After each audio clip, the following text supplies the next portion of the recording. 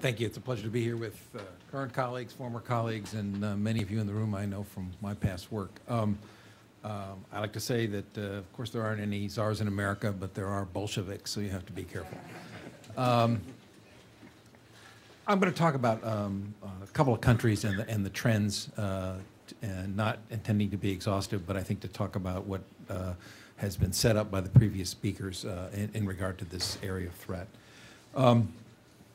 When we've had a policy that has been actually under-recognized as a success in helping to reduce this threat, where we could get effective cooperation and where we could use the combined effort of the United States and other countries to attack these problems that are usually isolated in areas where the government has limited control. In the case of the Andes, of course, the principal product has been cocaine, but it also has been in the past marijuana. It's also been heroin. There's been some effort to move synthetics through these areas, and the problem has evolved, but some of it has evolved for the better. For example, since the summer of 2006, the amount of cocaine in the United States by any measure has been down substantially. Workplace testing has been down 50 or 60% since 2006. The efforts by Colombia have been vital to that effort, as well as some of the work on interdiction between. Those are hampered by weak points. When I was in office and visited Colombia on one occasion, I did a press conference where I got a question about aerial eradication and the use of herbicides against the coca plant.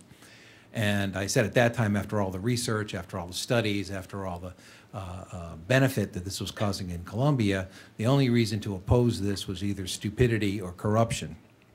Within hours of my statement, the Ecuadorian government released a statement saying that I had insulted the nation of Ecuador. Now, not only did I not mention Ecuador, actually when I was saying it, I wasn't even thinking of Ecuador.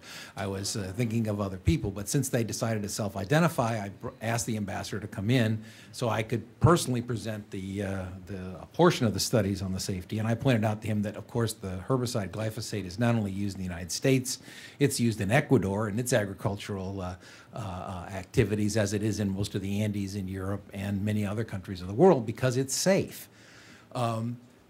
The problem, as has been pointed out by other speakers, has been a confusion of the threat from terrorists, narcotics trafficking, and the corruption and violence that they bring with those who are trying to help reduce that problem, whether it's United States diplomats, the DEA, or other law enforcement agencies, even cooperation with our military.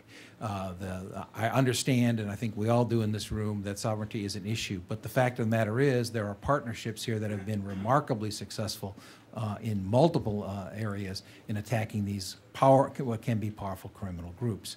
Ecuador has been a victim of this, and it gets tied into governmental subversion, because not only does it cause corruption, but in corrupt and authoritarian governments, this is a way for corrupt officials to also not only enrich themselves, but also to maintain loyalty and cohesion. Bolivia has been a more striking example of that since the election of President Morales. Not only did he run intentionally saying that he was going to liberate coca cultivation there from its restrictions on the basis of traditional indigenous use, even though everybody knew, including him, that the amount being produced there was vastly greater than any coca leaf chewing or other uses that was used inside Bolivia. It was obviously being produced of a magnitude designed for drug trafficking. Now, the quality of cocaine being produced in Bolivia has been for years inferior to the quality which is usually available in the United States. So the substantial now increase, more than doubling of the output of cocaine from Bolivia, is less a problem yet in the U.S. market, although these are fungible, and has been devastating to the southern part of South America, where it has been going into the countries of that region and producing not only problems there, but being exported to Europe. The failure of Bolivia to cooperate and to use the tools not only that the United States provides, but that the other countries of the region have been working in harmony with for both law enforcement, development, for security, has weakened the overall effect and has worsened the situation for democracy and efforts to have rule of law in Bolivia. That problem is getting worse, and right now I don't.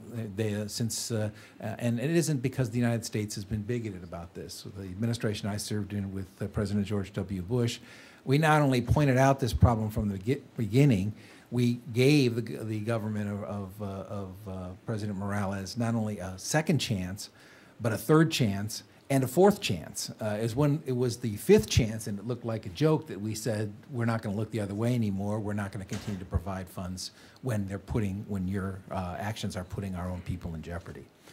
Lastly, to stick to Otto's rigid time standard, which you should, if you suffer, it's not his fault, it's our fault for not following his directions, is Venezuela.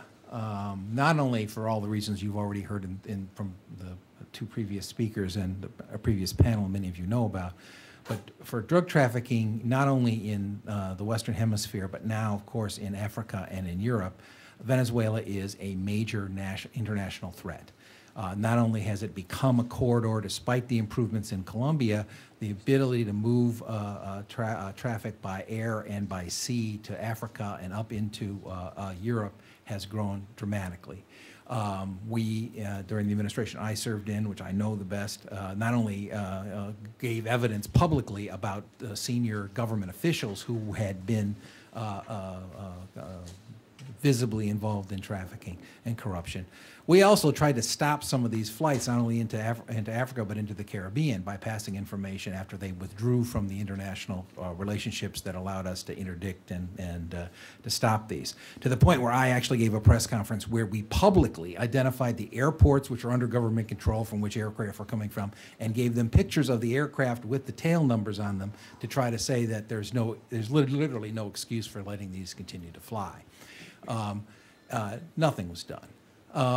The reasons for that, whether, the usual question here is President Chavez getting money? I don't know whether President Chavez is getting money, but it doesn't make any difference whether you allow corruption, trafficking, violence, and narco-terror to be supported because you are paid for it, or because you simply are making a compromise with the people who are villains, or you think this is a way of hurting your enemies when it's really has a terrible effect on the people of Venezuela. The violence, the corruption, the destruction of that society continues, and it's not something that just goes elsewhere. It lives in Venezuela, and it grows as a cancer there as well as through the rest of the world. The world has not adequately come to grips with Venezuela, and I agree it is a serious threat tied to Iran, although that's not my area of specialization. But it also is an area that also is a country that's using its power, both oil and corruption, and its ties to dangerous states, to try to destabilize and undermine democracy in this hemisphere, in Africa, and it's a threat for security to Europe.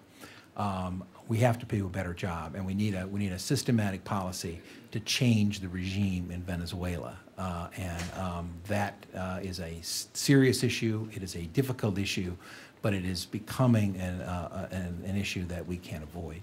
Thank you. Thank you. Thank you. What will be the major concern the U.S. should have regarding Venezuela?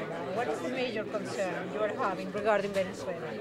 Well, now the outreach to states that have been dedicated enemies of the United States, like Iran, mixing arms, mixing material that can be used in weapons of mass destruction, continued erosion of democratic institutions that would be a check on some of that behavior in Venezuela, and the export of that corruption to other countries in the hemisphere, and links to other groups, Hezbollah, Syria, and others that are being openly fostered is, of course, troubling. It's not just a disagreement one state to another about the relationship. It's now a building of bridges and becoming a potential conduit for direct attacks on the security of the United States. Well, thank you so much, Mr. Walker.